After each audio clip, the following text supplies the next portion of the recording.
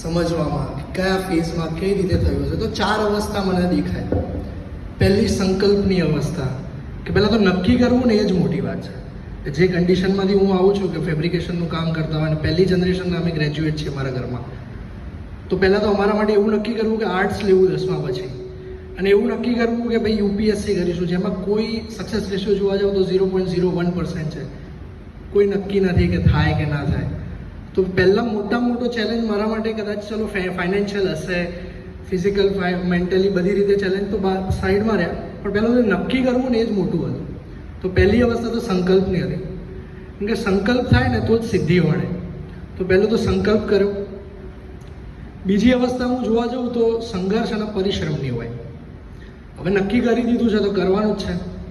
આવા કુટુંબમાંથી આવીએ છીએ, આપણી જોડે કોઈ ઓપ્શન નથી, આર્ટ્સ લઈ લીધું છે, મીડિયમ ચેન્જ કરી દીધું, 10મા સુધી ગુજરાતી મીડિયમમાં, પછી કોઈ આર્ટ્સની સ્કૂલ નથી એટલે પછી 11-12 આર્ટ્સ લીધું અહીંયા ત્રિપદા સ્કૂલમાં અમદાવાદમાં, ઇંગ્લિશ મીડિયમ કરી દીધું. પહેલાં ચેલેન્જ સંઘર્ષની સ્ટોરી ચાલુ થઈ ગઈ કે વાંચશું કઈ રીતે, ઇંગ્લિશ આવડતું નથી, ગોખીશું, શું કરીશું એમ. પણ જ્યારે સંઘર્ષ આવે ને તો એક અંદરથી આંતરિક એક આગ લાગે, એક બળ મળે કે હવે તો કરવું જ છે. તો એ ફર્સ્ટ ચેલેન્જ 3 સેન્સીસ વાપરી, વધારે બોલ્યું, વધારે સાંભળ્યું, વધારે વાંચ્યું, તો ઇંગ્લિશનો પાર પાડ્યો. 12મા ધોરણ પછી એવું નક્કી કર્યું હતું કે ડીયુમાં એડમિશન લેવું છે, જવું જ છે દિલ્હી યુનિવર્સિટી આપણે ફર્સ્ટ અટેમ્પમાં, એવી રીતે.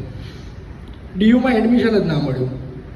એમને ત્યાંથી કહી દીધું કે ભાઈ તમારો તો કોઈ કટ ઓફમાં નામે નહીં આવે, તમે જતા રહો પાછા. તો બી કંઈ વાંધો નહીં.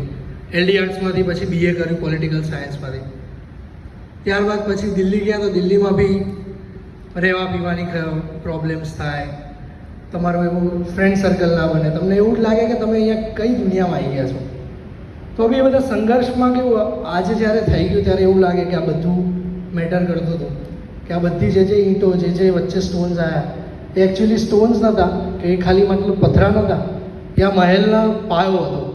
તો એ પાયો બનવા માટે આ બધા સંઘર્ષ બહુ જરૂરી હતા.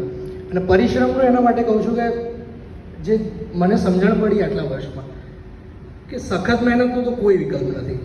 તમે શોર્ટકટ્સ ક્યાંય અપ્લાય નહીં કરી શકો, કોઈ બી ફિલ્ડમાં હોય. અત્યારે 12મા પછીનું હું સાંભળતો હતો કે સાયન્સનું ને બીએ આ બધું સાયબર સિક્યોરિટી, મને મારો ટાઈમ યાદ આવી ગયો 10મા પછી. હું આવી રીતે સેમિનારમાં ગયો હતો કોકને સાંભળવા. તો સફળતાની પરિભાષા તો પહેલી એ જ છે કે હું ત્યાંથી અહીંયા આવી ગયો. પહેલાં માટે મારા માટે તો એ જ મોટી સફળતા છે. અને મેં બીએ કર્યું છે તો બી હું અહીંયા ઊભો છું.